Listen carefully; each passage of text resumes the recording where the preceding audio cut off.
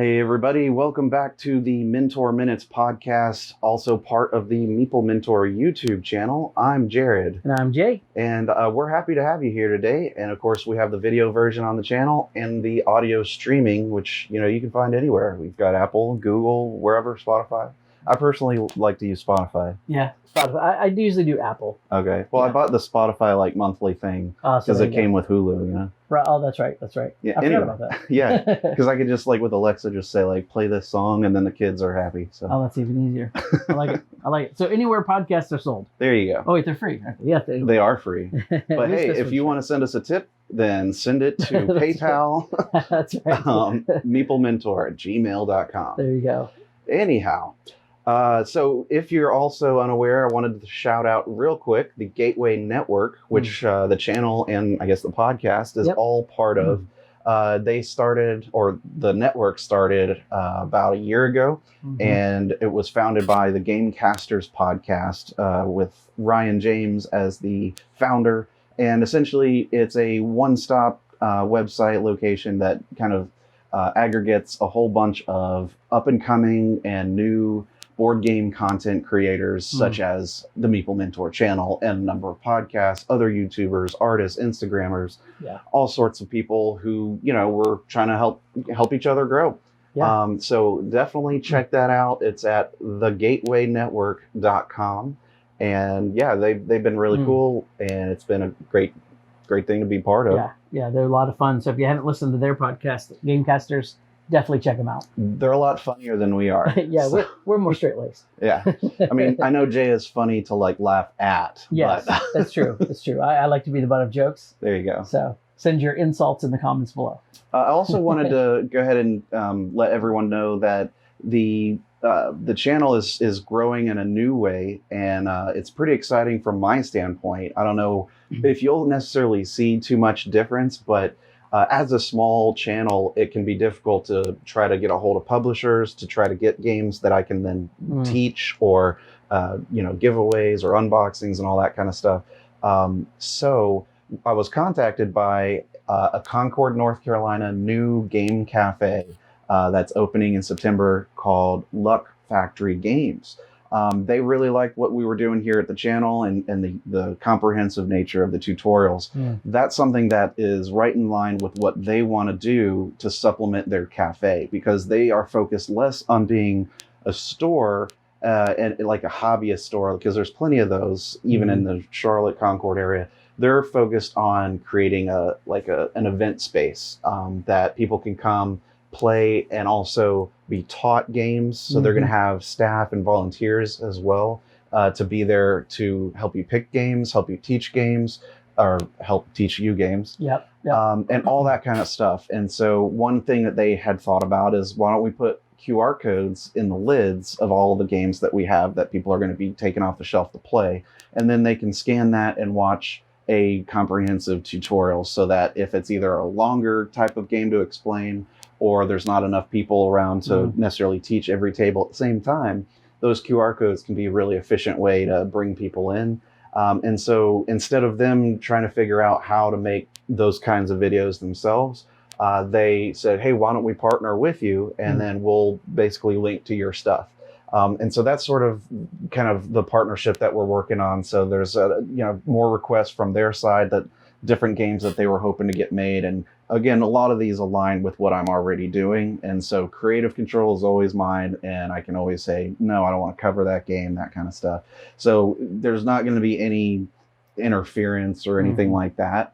But it is, for me, a great way to kind of use their resources and ability as a retailer to get a hold of games that I either wouldn't have been able to otherwise, or that kind of thing. So we'll hopefully get to see more and varied games on the channel. Yeah, and get the word out, just about your channel in general, because the hope too would be, right, when somebody scans the QR code and they check your stuff out, then they subscribe to the channel. And so, I mean, there is, if you go to the cafe, of course, they'll have some promotion there, and as well as the QR codes that, point to Meeple Mentor. So it is a little bit advertising for myself, which is cool.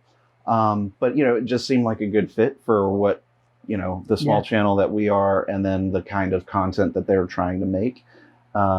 Yeah, and the fact that they're only, what, a couple hours away too. Yeah, it's like So 2.5 hours. And I regularly go to Charlotte anyway, so every few weeks or so, I'll just stop in, that kind of thing. Yeah, it's neat. It's a neat opportunity, and there aren't a whole lot of game cafes or game stores anyway. So to be able to have one that specifically reaching out to you after seeing your content, that's pretty impressive. So I mean, it was kind of neat. I was definitely humbled that they liked the content enough to trust the videos to be good enough to teach people that come in. One thing that really struck me and why I was excited to help and like join with them is not only are they focused on like the gathering and the playing of games, but they their philosophy is all about bringing new people to the hobby. And so more diversity, more inclusion. And then just kind of targeting people groups that may not normally be, gamers, but introducing them to games and hopefully, expanding the number of people who can play board games. Yeah,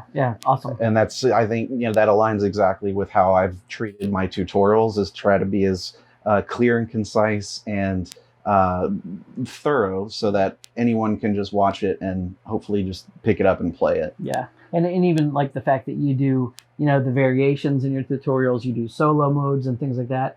If somebody goes in the cafe and they're just looking for some quiet time, they want to learn how to play a game and play it solo, they've got that too. So yeah, I think, like I said, I think that it seems like a cool partnership, and the fact that you might be able to also get some games that you can use for your own channel as well that you might not be able to get elsewhere is is a pretty cool thing too. So. Well, definitely. I mean, even just if I were successful chasing down publishers for certain games, it's usually one at a time. And it's just a lot of time and effort on my part. And I'm already doing everything that you see on the channel. And I just don't have that kind of time outside of, what I'm already doing and my family life. Yeah. So, yeah, definitely. It's trying to avoid the burnout and finding the right cooperation of partners and stuff to maximize what I can do. Yeah, so if you're in that area, absolutely, definitely check out Luck Factor Games, and their grand opening is when again? Mid-September. Mid-September, yeah. Yep. So it's coming up in a couple weeks. Mid-September.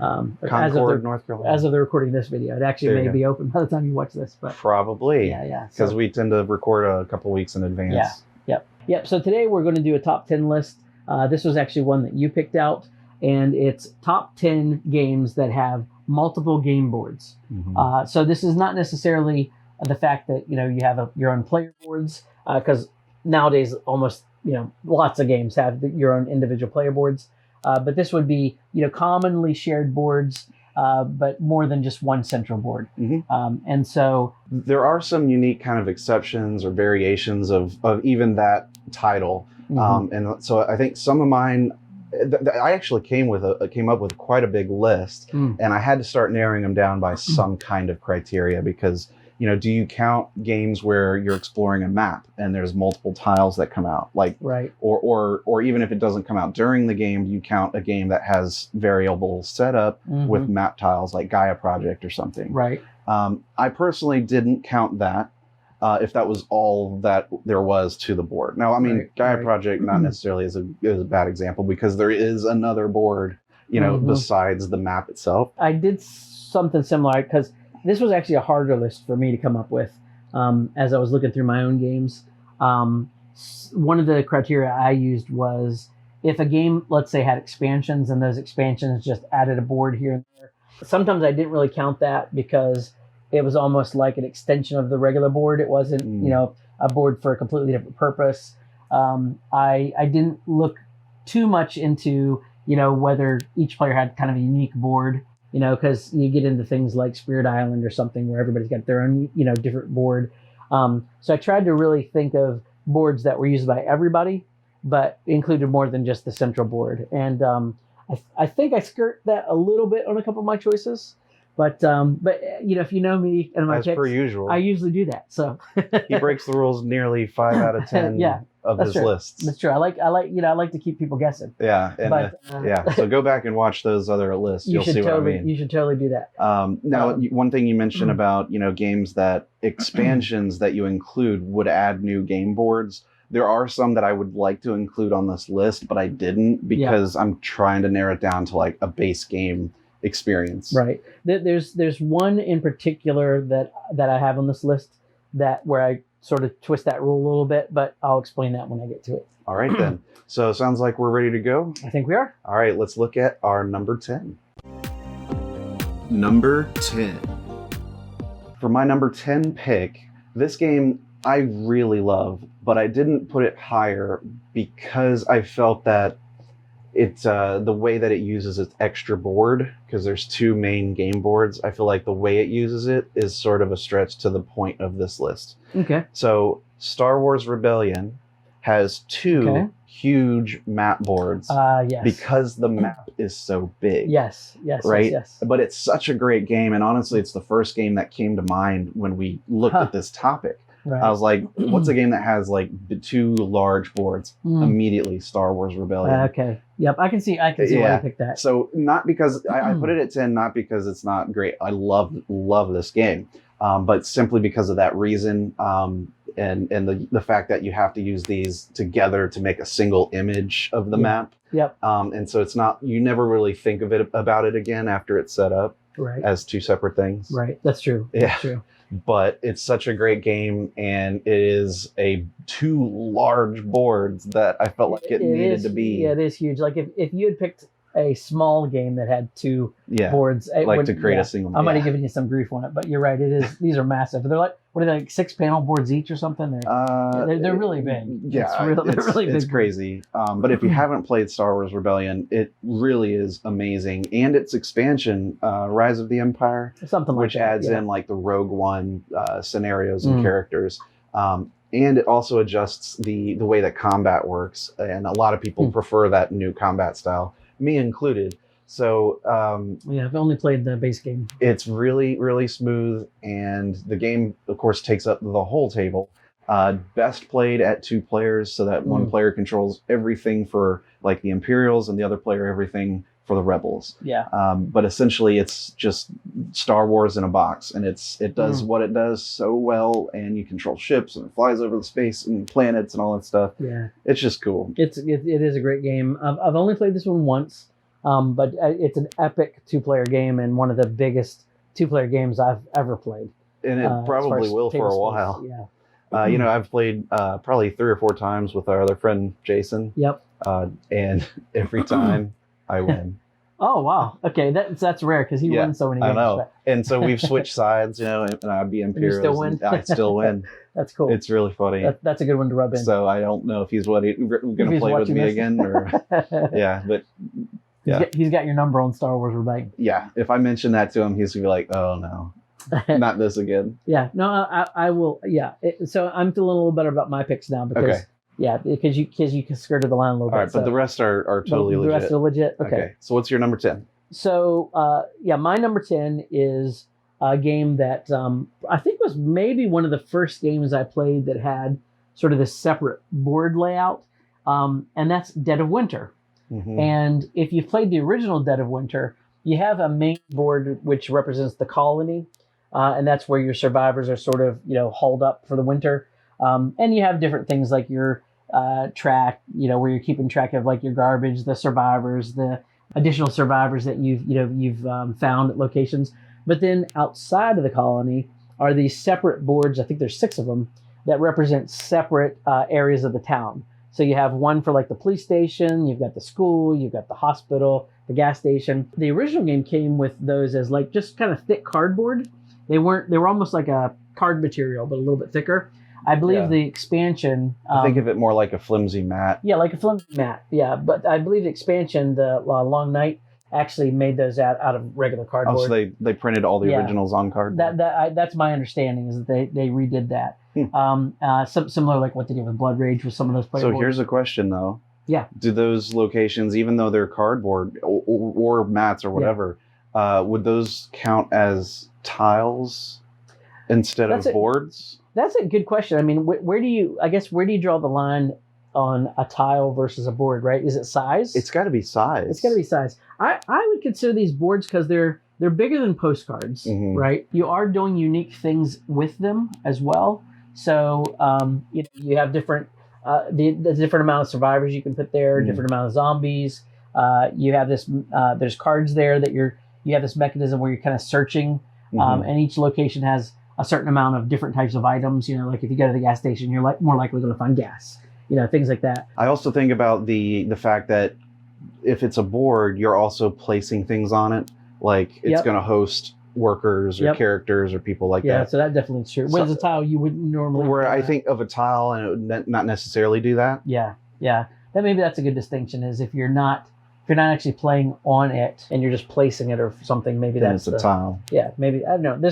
There's probably like a BGG like specific like term for what it is, but head to the comments below and start the argument. And what's your position, and support it with facts. That's right, or opinions. Facts. Yeah, hard facts. Yeah. But Dead of Winter, it's a great game. It's got a little, it can have a hidden trader as well. It's got a cool theming and really just a really fun cooperative game. We probably didn't even mention, or I didn't. It's a zombie game. It's a zombie game. So it's not really about winter. It's about zombies. Think of Walking Dead, but in the middle of the winter. You know, and you'll have it. So that's my number 10, Dead of Winter. Number 9. My number 9 game is a really unique game in the way that dice are used, but it does have 2 distinct boards, and the game is called Dice Forge. And Dice Forge is a game where the dice themselves, the 6 faces on the dice, are actually replaceable. So the 2 boards in the game that you have, in addition to your player board, which keeps track of the different resources that you're gathering, is you have one board that represents all these different islands that you can go to, and you can spend your resources to get cards at each of these islands that basically give you special abilities or one-time abilities that help when you're rolling dice. But as you're rolling dice on your turn and you're rolling dice on everybody else's turn, you can also, when it gets back to you, go to a different board where you can actually go to the market and buy replacement dice faces. So, for example, your dice may start out with, a moon shard, a sun shard, and some gold and 1 victory point side. So when you roll it, whatever comes up, that's what you're going to get. Well, if you go to the market, you might buy something that gives you 4 gold, and so you pop off that dice face, you put this other dice face on, and you just basically keep on upgrading your dice throughout the game. Customizing. Yeah, customizing throughout the game. So what I like about it is the fact that you have these 2 very distinct boards that you're going to for things, and the choice and the variety of both the cards that you can get on these islands. I mean, there's probably a choice of about 20 cards, I think, at each of these different islands, as well as all the unique dice faces. Really, it then means that at the end of the game, you've all built this really unique set of dice and this really unique set of abilities. So if you've not played Dice Forge, you can usually get it for a pretty good price as well. Mm-hmm. And it's a really fast-playing game that keeps everybody interested as they're playing, because you're never not doing something on your turn or somebody else's. So Dice Forge is my number 9. Excellent. My number 9, I went with a really strong deductive logic type of game.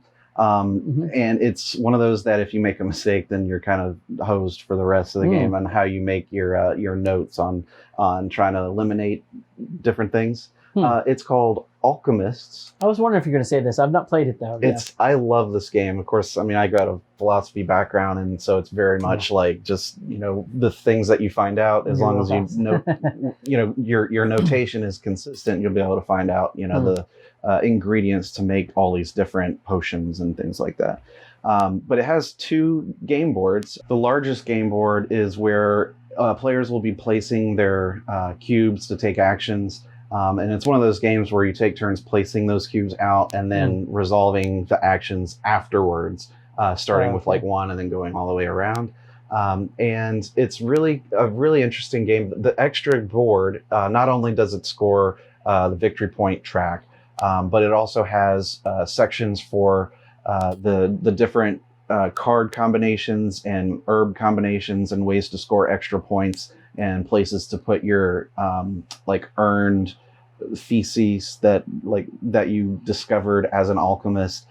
So it's got some of that gameplay to it as well, outside of the worker placement mechanism that the other board is where you get a lot of the resources and that sort of thing. And is this a game with an app? Or? It does have an app, but don't let that throw you off because it's not a game like Mansions of Madness. Okay, so the only use of the app is to scan the two ingredients that you're trying to mix, and then it tells you the result. Okay. So that's really all it's for, is to try to give you the result of those two ingredients. Because every game, there's really not a way to print a game that's like so many combinations. I'm sure. Yeah, it's like if these two are always the case, then anyone who's played before would know. Right. So that's how they randomize like what potions are made by which combinations of things. So as you start a new game in the app, it'll kind of shuffle up what it is, and so you have to actually play and make combinations of ingredients to find out the potions. Oh, interesting. And that's why it's a really cool, unique way to use apps.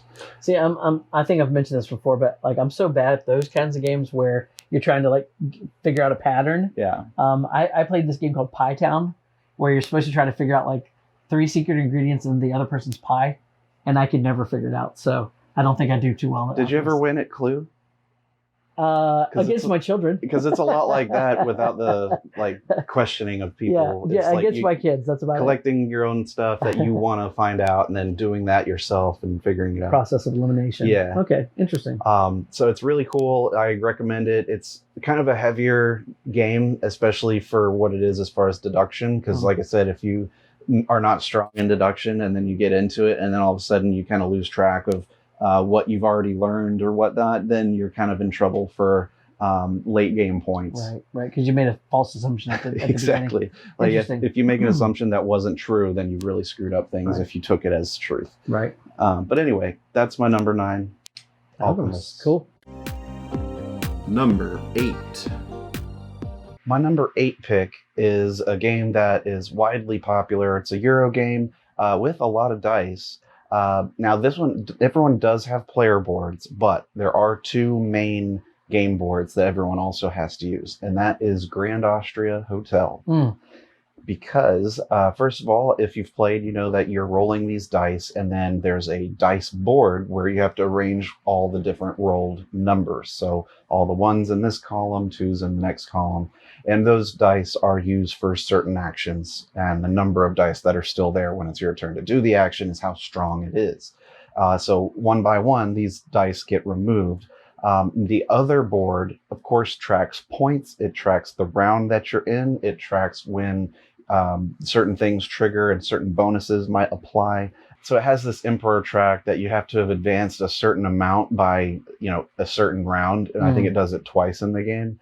And so all of that is also tracked on that board, as well as the 3 cards that are randomly laid out that are basically goal achievements. And so there's all kinds of things that board does in addition to the dice board. So those 2 are pretty important to the game, and that's in addition to everybody's own personal board, which is their hotel. And of course, they're building out the rooms and occupying them with guests. So it's a great game.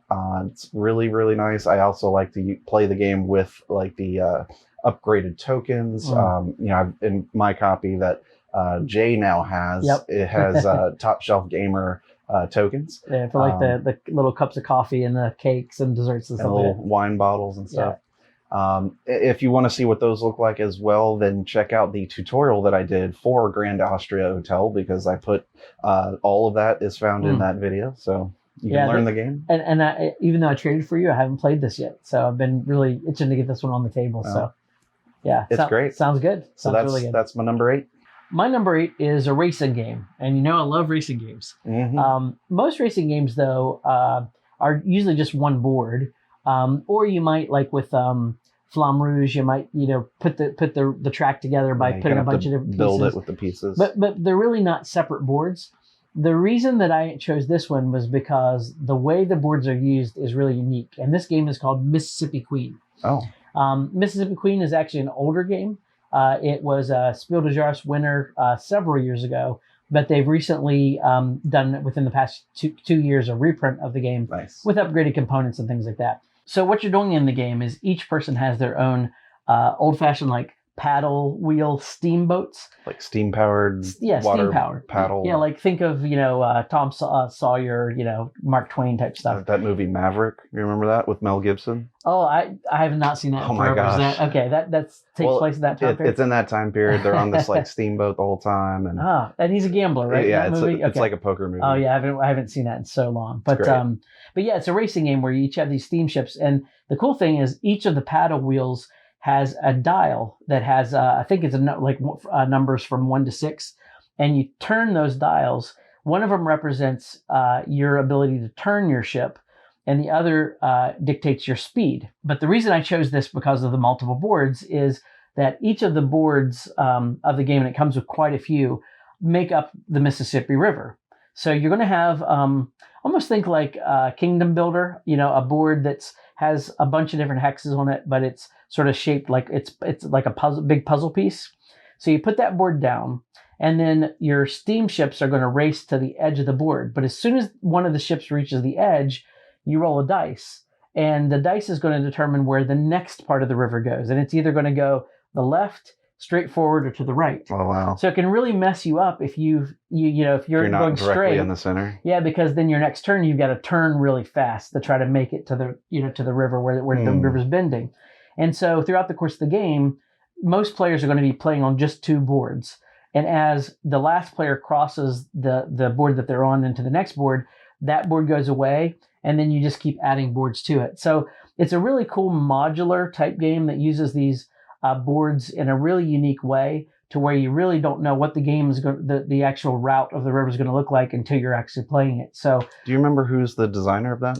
I don't actually remember who the designer is. Kind of reminds me of the Knizia game Quest for El Dorado, without the sudden exploration. So those are the exact kind of boards that are used in this game. The only difference, and the reason I didn't choose that game, is because you're setting the board up all at one time. So you kind of see, it's like, so the whole play space is one single board. So it's like one map. Yeah, it's like one map. Now it could be, different shaped map, but with this one, because it's modular and you never know what you're going to get, I just thought it was a really neat way to kind of, add an element of surprise to the racing theme game. So cool.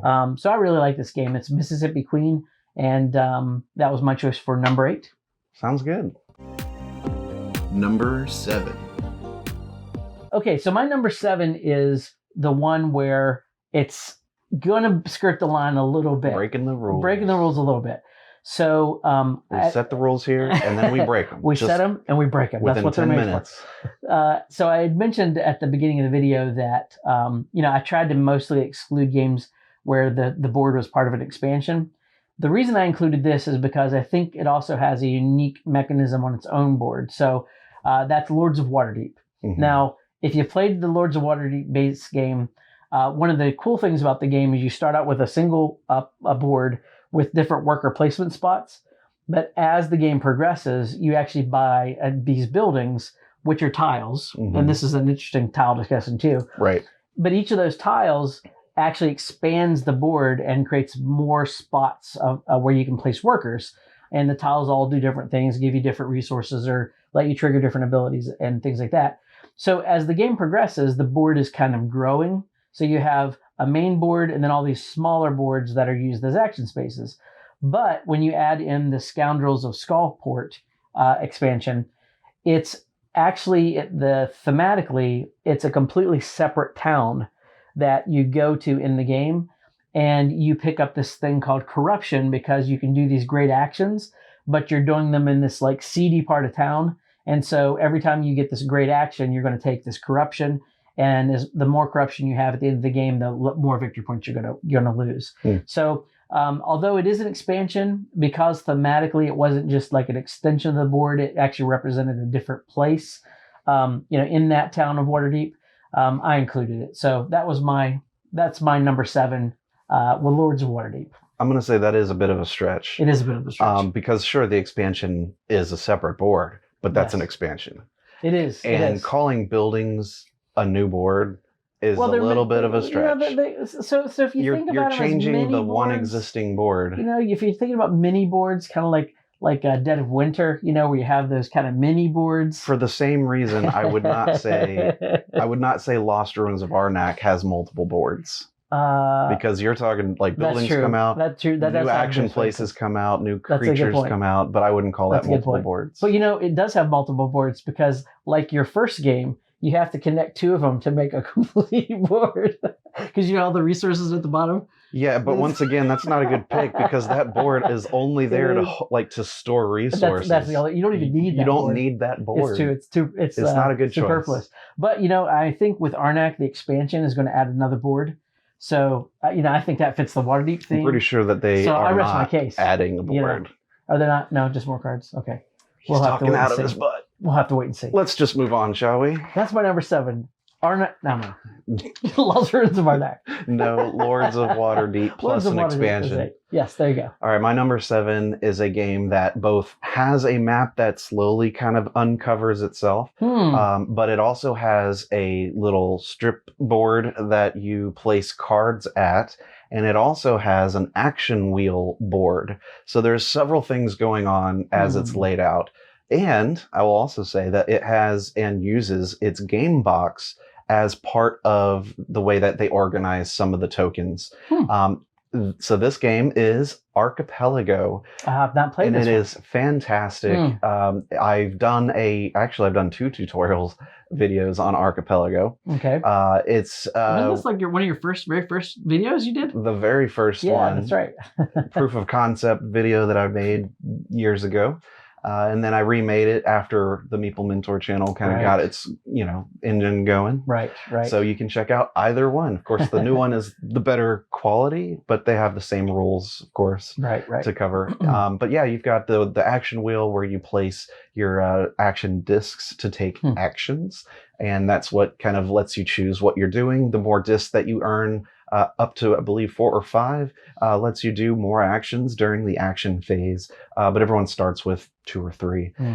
You also have ships, and you have meeples and people that occupy the hexes that you slowly uncover of the lands, and you can find new islands and stuff like that. It's a really great exploration and resource mining type game. The theme does sort of rub people the wrong way, and it doesn't have a lot of apologies to its like symbolism colonization and stuff. type game. Colonization and the natives and all this kind of stuff. But if you can get past like kind of the racist undertones of it, it is a really well made game. But it has all these different boards, and it's great. So yeah, this is one I've never played. I've always heard good things about the mechanics and everything, and it's an older game too. I think 2008 maybe. Okay, yeah, something like that. 2012. It's funny. Anything that's like 5 years old now, it's like an older game. When we're saying like in the 2000s, I'm like, that's not, but it is that old. Yeah, crazy. Good pick. Number 6.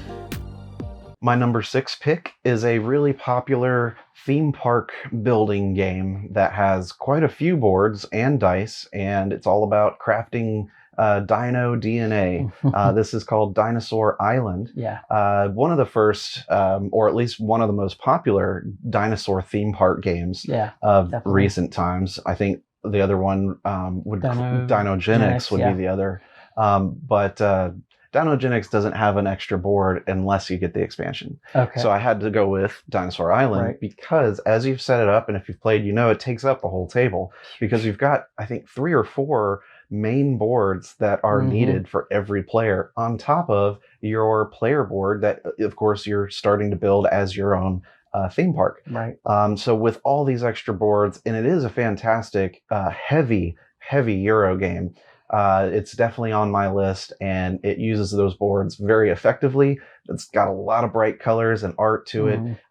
And yeah, if heavy Euros and that worker placement and all the stuff that's going for that game, if that's your jam and you like the theme, which who doesn't like making dinosaurs? It's a very cool game. That's why I had to go with Dinosaur Island, and that is the number 6 pick. Nice pick. I like it. My number 6 is actually my second potential hidden trader game in the list. Whoa. It's also a game by one of my favorite designers, Bruno Cathala, and it's called Shadows over Camelot. Yeah. Shadows over Camelot is still one of my favorite games, and one of the first ones I think I've ever played that had all these different boards. So the theming of the game is you're all knights of the round table. of the Round Table in King Arthur's court in Camelot, and you go out on these quests. So it's a cooperative game. You're all trying to win together, and when you successfully win a quest, you get these white swords that you add to the Round Table. And if you have more white swords than black swords, if you lose quests, then you end up winning the game. Unless something else has killed you or defeated you by the time you get near the end of the game rounds.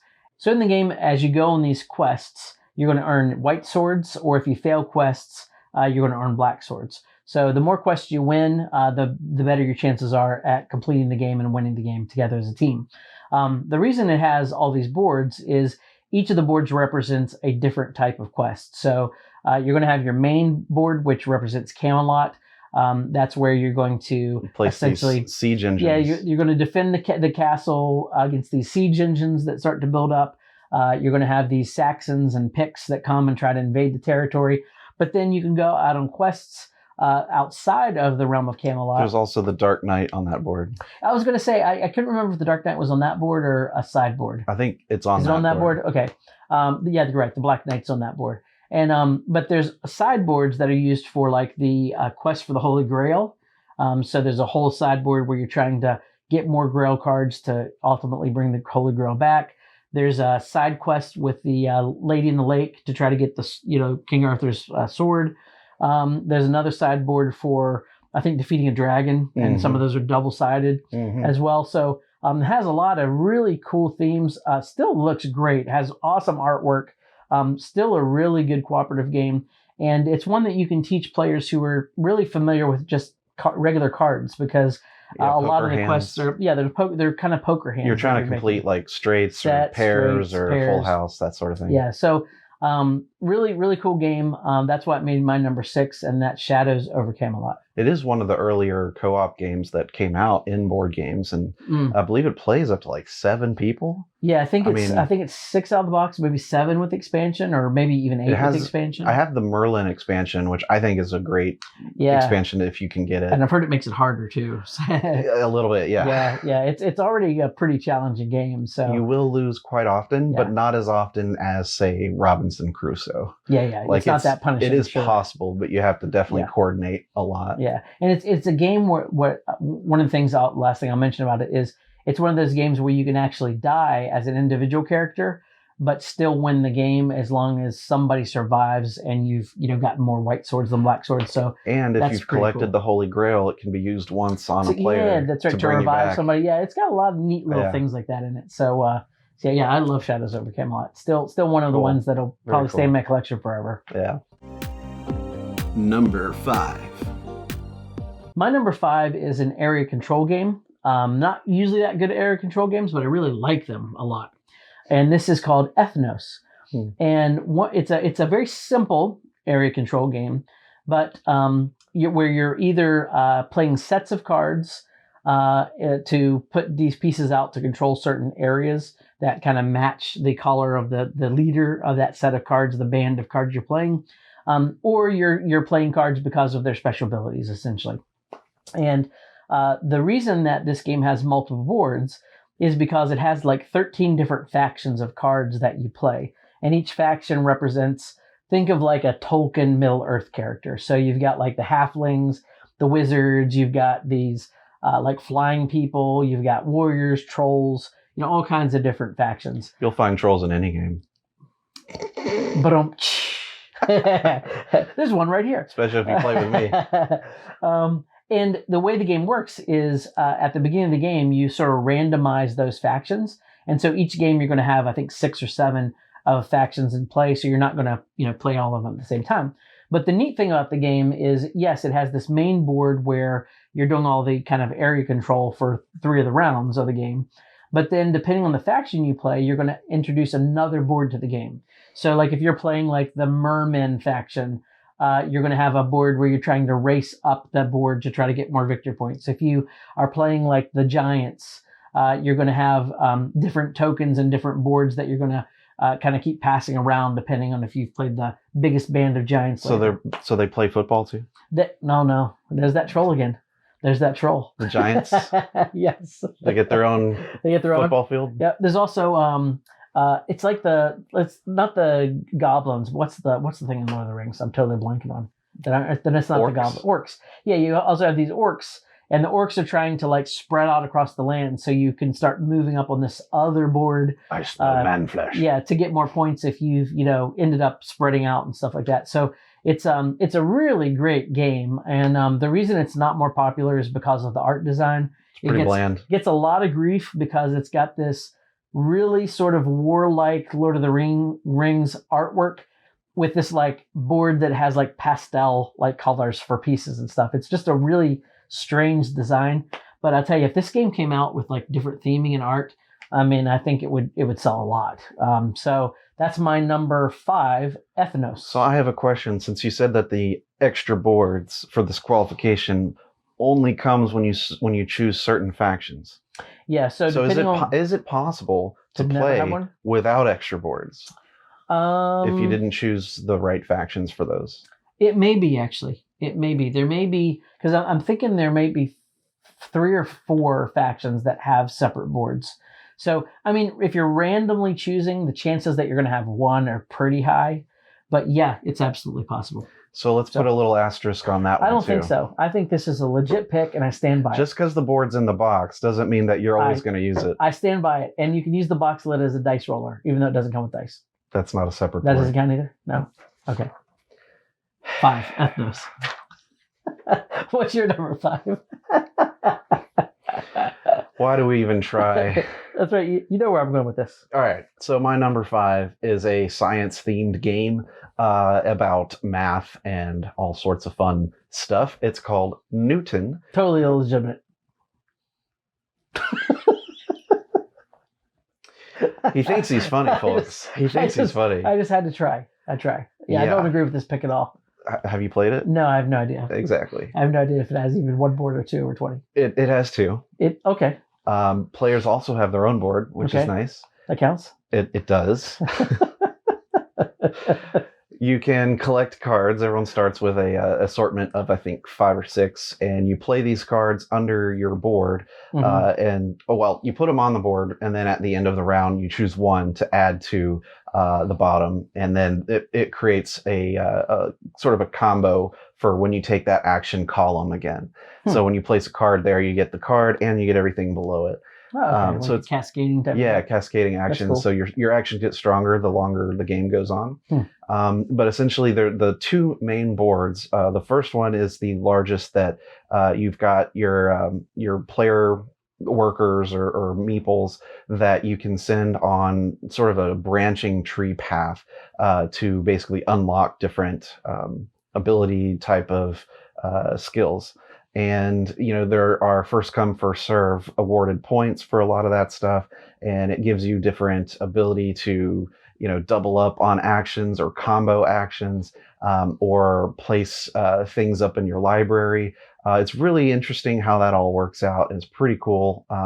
But there are enough branching pathways on the board that you can still have a place to go with multiple people, like 3-4 players. So there's not like only one good path. But the other board usually sits above it, and it's like a large map, I believe, of the Mediterranean. And you have one explorer that he kind of just walks around up there if you choose that particular action. And as he goes to different locations, he gets those benefits of those locations. There's a lot of like tokens and random setup for this, which is cool. It sounds a little to me like Orleans, where you have like the map board and you have the other board. A little bit of Trajan in there. Okay. Except Trajan doesn't have like the skill tree type thing going on. Okay. It has more of worker action spaces. But it does have that map, which is cool. But those are the 2 separate boards for this particular list's qualification. But it's a very strong, very awesome game. And if you have a chance to play it, if you like Euros, this is more medium weight. Slightly heavy, I guess, because you could try to like plan out so much to do what you want to do. But it's a lot of fun. I like it a lot, so that's why I put it on my list as number 5. Yeah, I definitely want to try this one. Number 4. Getting into number 4, so these are going to be the ones that I feel like are really strongly multiple game boards and also really strong, solid games. this is another game that I basically immediately thought of when I was thinking about games that have a lot of boards to them that aren't just player boards. Once again, you do have player boards in this game, but there's so much to this. It's a feast for Odin. Mm. And if you played it, you know what I'm talking about. It's another table hog that setting up is easy, but tearing it down and putting everything back is the hard part. But there's the action board. That's a very long action board of like 4 columns of places to put workers and do actions. You've got tiles of different buildings and settlement type things that you can build and then add near your board for additional places to store stuff. You've got exploration boards that you can take, and I believe only one person can take one of the 4. So once all 4 are gone, then you can't really explore anymore. But those also are extra boards that you can store items and, of course, score points for taking. There's also I believe it's like the artifact board. It's this gray oval that, when you go on quests and you do the thing with the boats across the sea, you can go and collect these relics and stuff like that. And that has a special board that has unique like outline spots for every like earnable or quest item that you can get.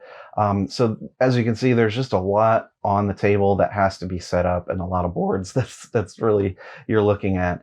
And again, your own player board starts out with this grid of like -1 points all over the place, and you have to fill this up to like remove those negative points with like these polyomino pieces, right? Yeah. Okay, I've seen this. A lot of polyominoes. There's a place on your board to store boats, like a little port area. There's a place for storing cattle and sheep. There's the actual dinner table where you get to like feed the Vikings. The actual feast. The feast itself, where you have to place the food and all that kind of stuff to feed people. There's just a lot, and there's a lot of boards. It's really cool. It's a great, great game. Probably one of the highest rated, worker placement games. It is beloved. It's a UA Rosenberg game. Yeah. Probably a lot of people's favorite of his. The only downside is it's kind of a long game, and again, setting up's not so bad, but when you're trying to put everything back, like all the little bits and pieces that everyone's put randomly all over their boards, especially if you've got like 60 spaces to take actions or something. Oh yeah, with all these. I mean, you do have to take the time to like learn how to play it. But hey, if you are interested and want to play this game, I did create a tutorial for this on the channel, which you can check out at the YouTube Meeple Mentor channel. Very cool. Very cool. Okay, my number 4 is a game that, with you, I think these are games that kind of are essential to have these extra boards. And this is actually one of the games that's kind of closing in on one of my favorite Euros, and that's Crown of Amara. Crown of Amara is, as I said, it's a Euro style game. It has 2 distinct boards that both function as rondels. So you have one of your characters on one of the boards and one on the other. They're divided into these grids of like 4 different sections each. And on your turn, based on the cards you play, you're going to move, and you choose which of those rondels you want to move it on. Your little person, so many spaces on that board. One of the boards is used primarily for getting resources. So you're getting, typical things like stone and grain and, wool and whatever. But you can also do some extra stuff on those boards as well to try to kind of double up your resources and claim some different cottages and things to help maximize kind of your production. But then if you choose to move on the other board, that's where you're typically trading those resources in to do all kinds of actions. So you might be trading in certain resources to gain other resources to gain points. In other cases, you're trying to level up your character to get them a signet, trade in these signet rings to get them to become like dukes and princes and kings and et cetera, et cetera. So there's a lot going on in this game, but it uses those 2 boards like really effectively. And the reason that they're separate boards is you also can kind of mix the boards and match the pieces on the board. So you can kind of make a hodgepodge of, all the different boards kind of combined together. It's which would be kind of a nightmare, I think, to play. It'd be so thinky. But it's also one of the games that's very similar to another game that I like a lot, which is Raja of the Ganges, where you're kind of moving on 2 separate tracks. So You have these 2 tracks that you're moving on separately, and then at the end of the game, whichever track you're furthest behind on is what your final score is going to be. So you've got to kind of be efficient in both of the different areas. So really, really neat game, and that's why it made my number 4, Crown of Amara.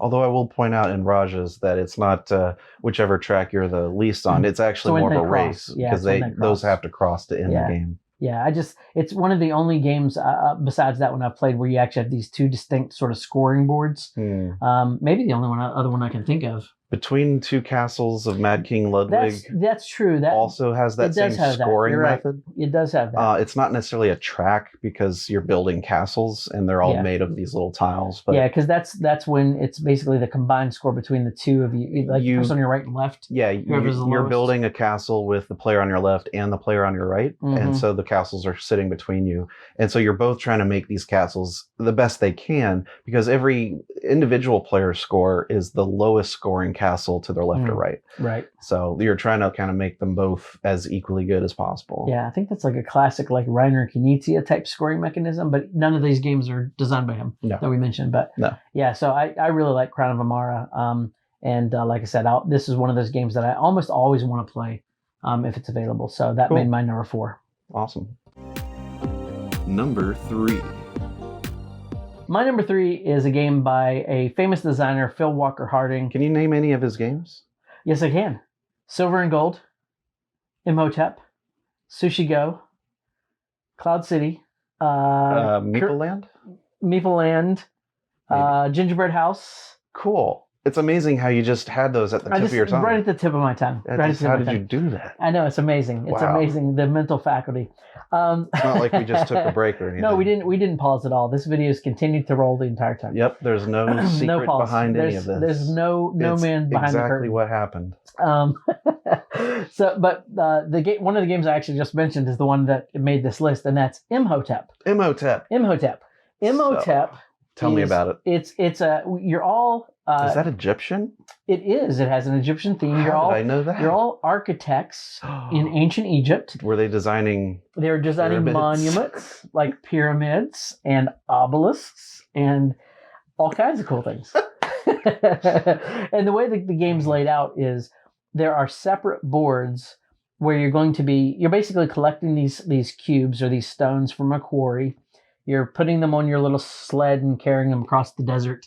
And then you're and then you're loading it's totally like snow dogs, snowtails. Sand dogs. I don't think that's what it's called at all. Well, why don't they have sand dogs? I mean, if you can have snow dogs, you should have sand dogs. There should be a sand husky. That pull sleds in the desert. Yes, this is an awesome theme for a game. Why not? You're out there designers. I don't know. So what you do is once you've gathered these stones, you're then going to load them on ships.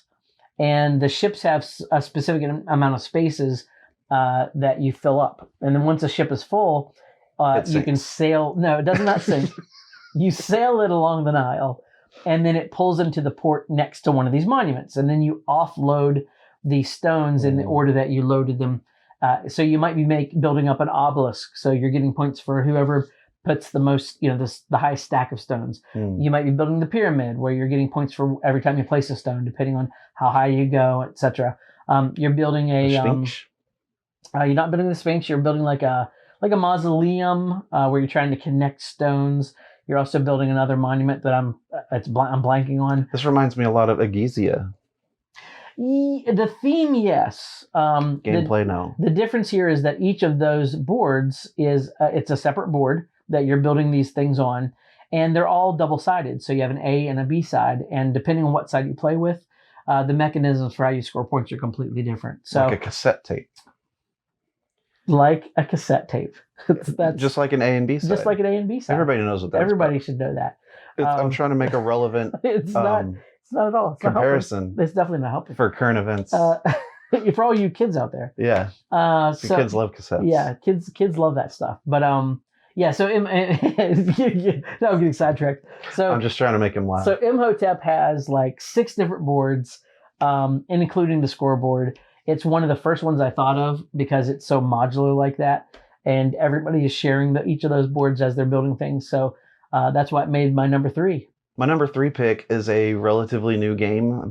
Believe it came out last year, and we have mentioned it a couple times on our podcast. And I'm pretty sure you've played this. Tidal Blades, Heroes of the Yes. Reef. Yes. I love this game. It's a fantastic worker placement game with a lot of cool ways to upgrade your skills and upgrade your abilities and earn new character abilities and stuff like that. This is a game that has quite a bit of separate boards as part of its setup. Like 5, maybe 6. Well, there's the champion board at the top, and then there's like the center board for drawing cards. You have islands around the board. And then 3 islands, and then the monster island. Board. Yeah. So there's 6 right there. And if you have the Angler's Cove expansion, there's 7. Wow. Yeah. Yeah. It fits the bill. I think that definitely qualifies as having multiple game boards. Yep, I'll give it to you. And it's a really, really good game.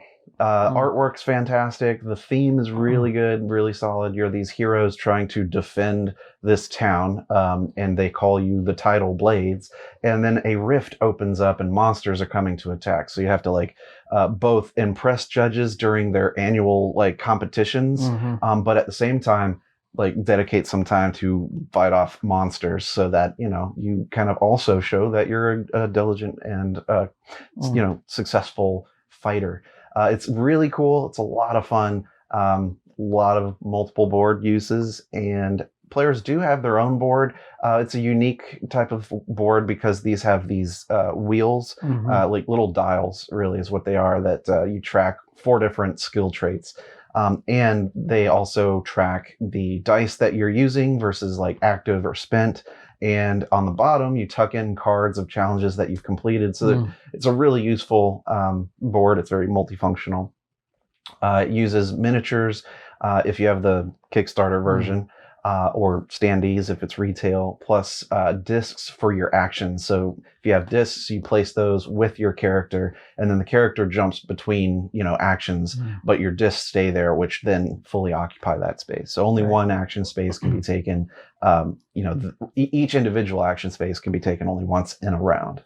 But, and it's got amazing dice. It's got tons of amazing dice. Lot of dice. And this is one of those dice customization games, kind of like Dice Forge, but you're upgrading it into 1 or 2 different directions, specializing in, different traits that you're trying to roll. Yeah, as you're describing it, I remember like there is a lot going on in this game, but it's not overwhelming. Like I wouldn't say this is a complex game. There are a lot of rules, and I will be working on a tutorial for it that includes as much as I can fit into it. So it's going to be a pretty long video. Yeah. But I like it so much, so I just wanted to. Yeah, it's a cool game. I want to make sure people can play it. Yeah, this is the one that reminded me a lot of like Champions of Midgard. So I really liked it as well. So there you go, my number 3. Good pick. Number 2. Number 2, we're really climbing up there now. Getting close. Yeah. So this is a sci-fi space-themed game that I really enjoy. It has dice drafting in it, and it's also a game where you can kind of borrow other people's dice if you pay them. So this is called Black Angel. And it's such a fun game. You've got your own board of things that you're able to like customize, and you place cards to take actions. And there's ways to combo those things. There's robots that you have to send to the center, and then you can start to send them out to customize how many of each color dice that you want to get when it comes to drawing back up to your dice hand limit, basically. But you can also borrow other people's dice if you have the resources. So there's a lot of flexibility. When we were talking about multiple boards, there's of course the board itself that is the ship, and that's where you find the robots and the different action spaces that you can do various things by assigning dice. And then next to, or kind of in front of the ship, if like you're looking at it, the ship's pointing one direction, you have space, and it kind of looks like you're flying through hyperspace, because that's kind of what you're doing.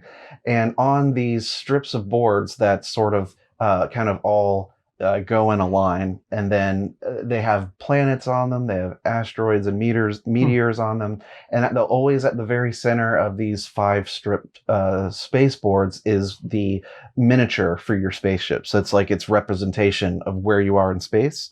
And then as the ship advances forward, which happens when someone draws their dice, you remove the closest strip and move it to the back and slide everything back, so you are making progress. And you flip those tiles, so it's always different every time you move forward. Interesting. In so it's sort of simulating you traveling past the different things. So you're slowly traveling past all these planets. But that board is not just for showing where you are. Like, there's a whole segment of the game where you're sending robots in little ships out from the Black Angel to colonize planets, which is to do missions. So you have certain mission cards that you're trying to place out on the planets. And those will, of course, give you points for placing them. And then some of them give you points once they are removed from space, meaning they've actually had to be removed from that tile when it advances. So there's a lot of cool elements to this game. And of course, you've got the main spaceship board and then space. So that's the multiple board aspect, and it's just such a great game. Yeah, I've heard really good things about this one. Surprised you haven't played it yet. No, you have to teach it to me. I have a video for you. I was going to just ask you that. So if you're looking to play with me, I'll let you watch the video, and then we'll meet back up. Yeah, awesome. So Black Angel, number 2. My number 2 is another game. Is it? By Bruno Cathala on my list.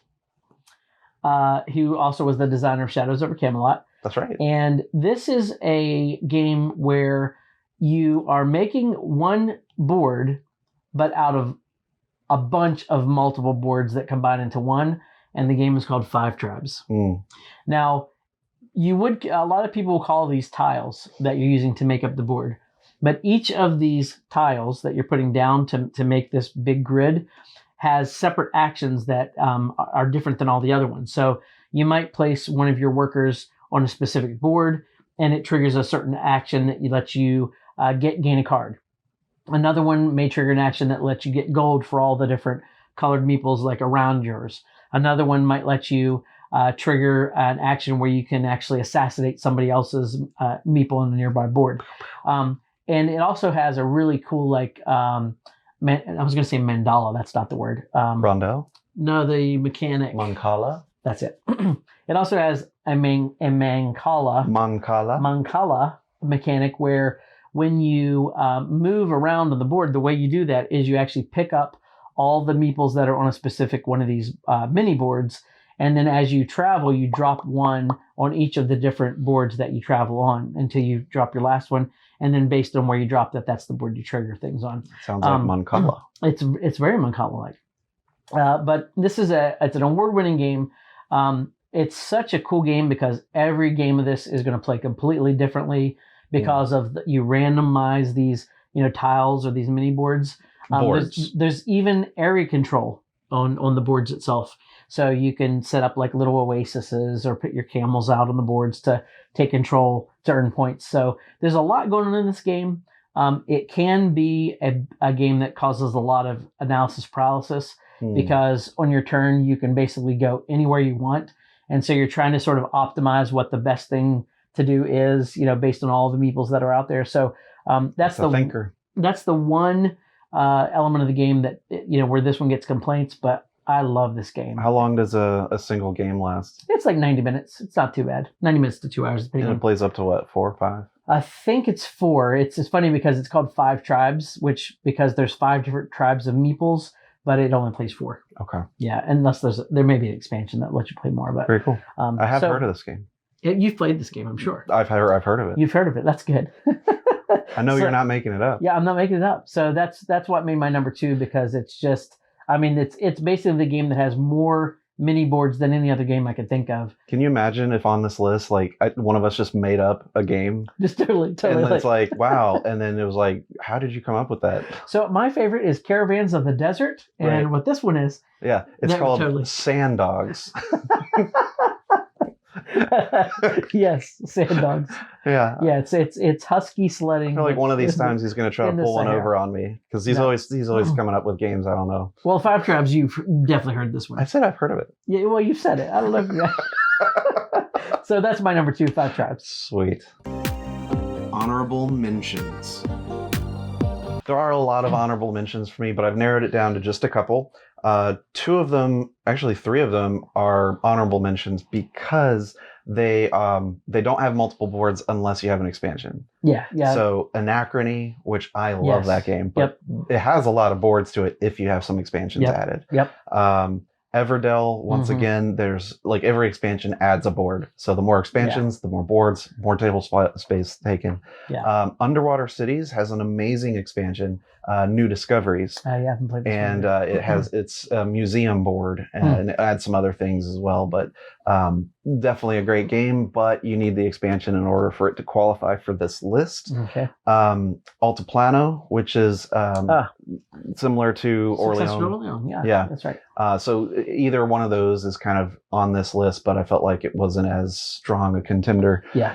And then lastly, I would mention Taverns of Tiefenthal. I thought of this one too. I didn't like it as much as the other ones, but it is a good game, but is it good enough for the top 10? And the other thing that kicked it off for me is what is the other point of the other board? They're kind of like modules that you make a single board with. Yeah. Sort of. Like you could have made this a bigger board on both sides and then just like made it a single thing that folds out. Yeah, I agree. But probably just to fit in a box or whatever they wanted. Like, so I was thinking that second additional board was less important than some of the others. Yeah. I actually matched a couple years there, like Everdell, same thing, because the expansions make side boards, but they're just really more locations a little bit. Champions of Midgard, kind of the same thing. The reason Waterdeep won over it was because of the tiles, whereas Champions just adds an individual board with different locations. I still think Lords of Waterdeep that was a perfect choice. Disqualified. It was wonderful. Scythe.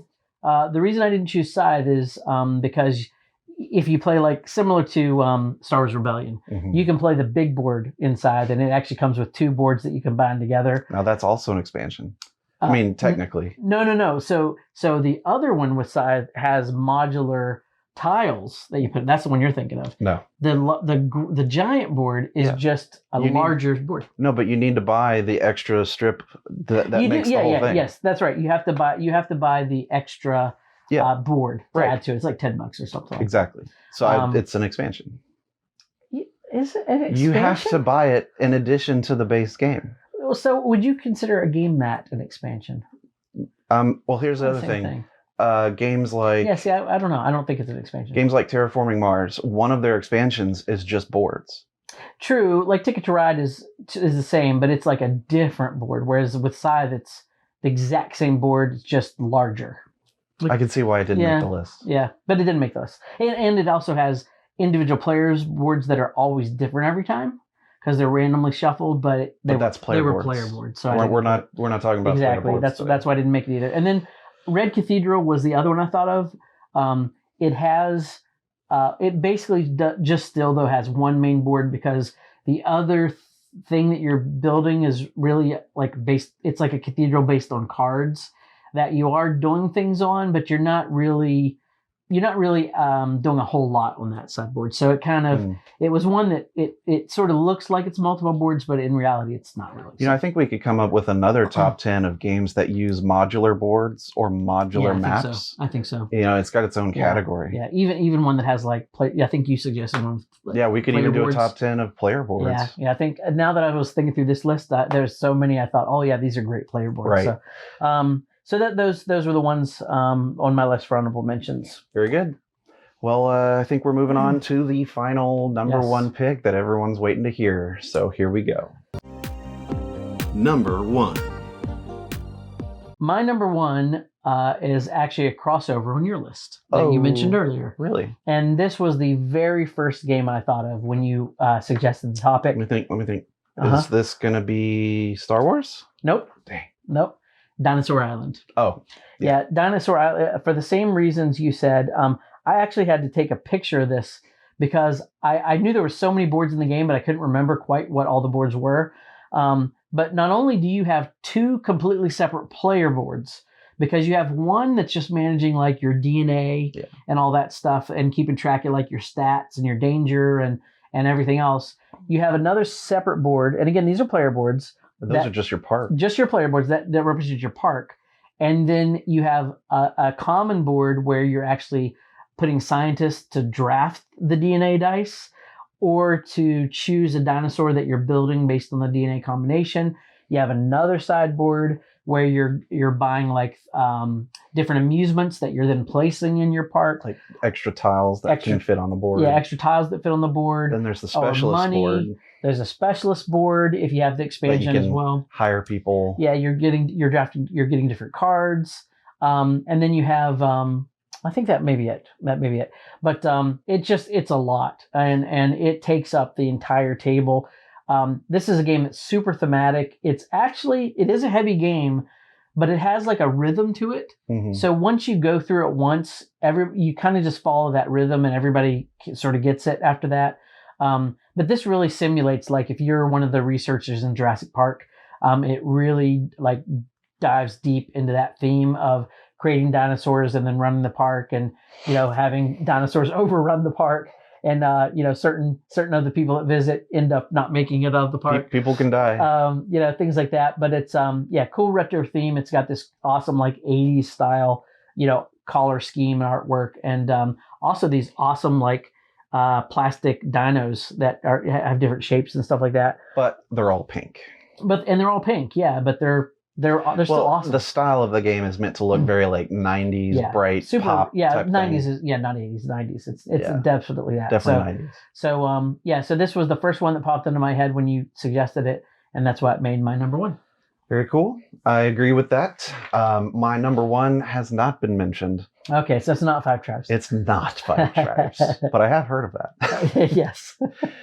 This is one of the heaviest games that you can play, and it's favorited by solo gamers.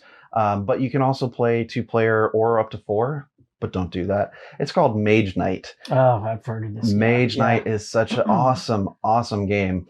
Where you are knights, but you have mage abilities as well, hence Mage Knights. As far as the boards, there's a reputation board, and then a sort of a level tracker on how, when you get to upgrade and earn new stuff, whether it's a shield upgrade or action upgrade, as far as like how many elite soldiers you can have in your army. And then you can draft new advanced or spell type cards to your deck. So there's a little bit of deck building.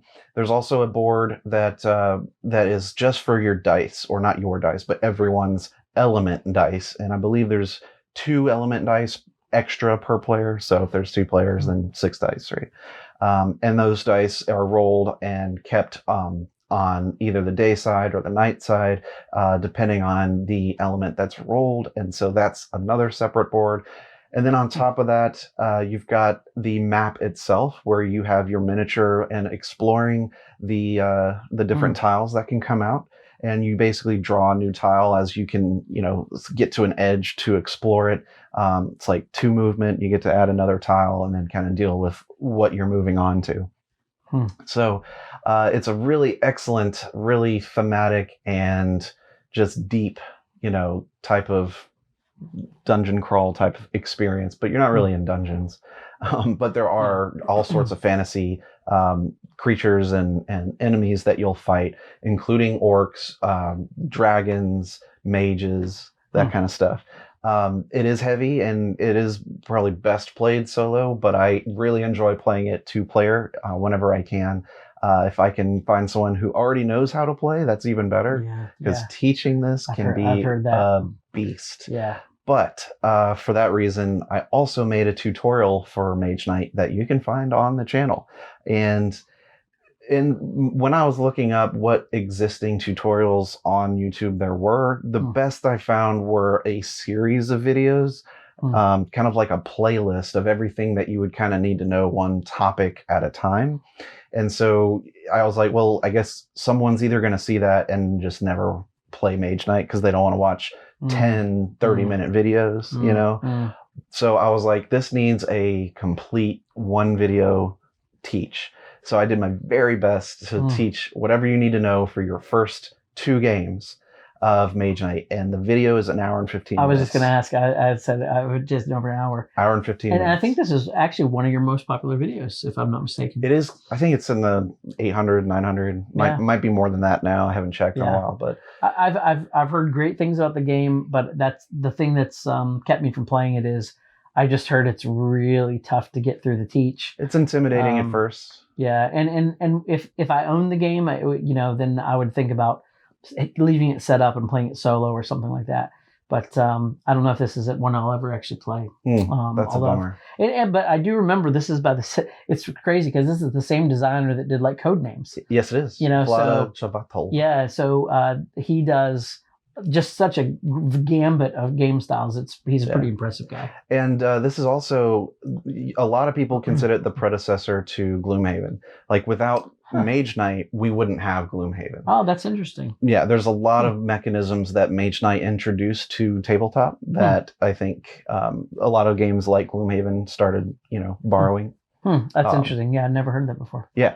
But I do think, if you're looking for that experience, Gloomhaven is a much more streamlined experience. Yeah. And it's definitely easier to understand the rules and play through than it is Mage Knight. Yeah, and especially if you go with like the Jaws of the Lion game, and then you have the tutorial that you just get you up to speed pretty quick. So, but hopefully, my tutorial will help people if they're interested, because that's why I do it. I want people to try these games out if they can, and take a listen, and if you think you can tackle it, then go pick up a copy. Why not? Yeah, especially in COVID days, a lot of people playing solo. So this is definitely one that to check out, I think.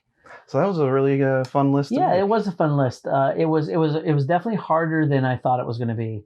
So as you can see from a few of my choices, I had a few stretches there. Yeah. But it was fun because a lot of games came kind of to the surface that might not make some of my other lists. So I liked it. I like this topic a lot. It was good. Cool. Well, that's the end of our episode, I think, for today. So, thanks again for listening, and we appreciate all of you, whether you're watching on YouTube or listening via our streaming. All the streaming podcasty things. And definitely, if you have any suggestions for top 10 lists or topical conversations, we did a recent video like that as well. Definitely leave comments below, and we love to respond to you and get your feedback. Yeah, if there is like a hot board game topic that you want us to discuss, we had a really good time discussing in the last podcast topic of should board game reviewers be paid, and what motivates you or people to buy board games. And those were fun, really cool conversations to have. On top of these top 10s that we do. So if you have some suggestions of things that you'd like for us to talk about and hear our thoughts on, let us know. I mean, it was fun. So we'll revisit those kinds of things, and Yeah, and I think we've got some good ideas for some future topics too. So, and also check out some of the recent videos. We've got some game designer videos, a few different previews of games that have been in Kickstarter. So a lot of stuff to catch up on if you're just joining us. Yeah. So for the Mentor Minutes podcast and the Meeple Mentor YouTube channel, I've been Jared. And I've been Jay. We'll see you next time. Bye.